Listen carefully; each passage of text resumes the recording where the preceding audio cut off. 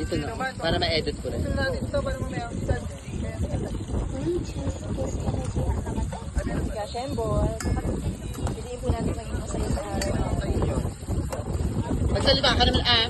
Ito na ako, nagkikita na tayo para Kala ko lumabas mag-i-intro yung na. aroma nung sibuyas at luya. Dahil lulutuin natin, kakainan ng mga akla.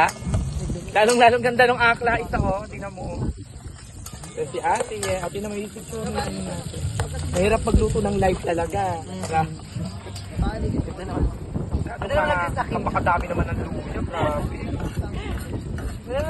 Kuya, ako ang kakanta.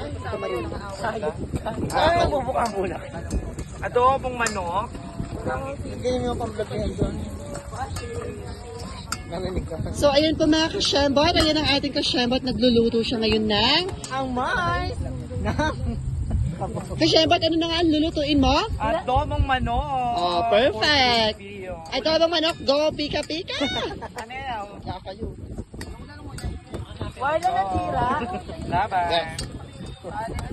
So, ayan po yung mga 45 seconds lang, okay na yun. ingredients natin. We have some chicken.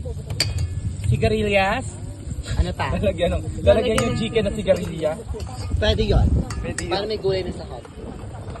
Napalabasin lang natin.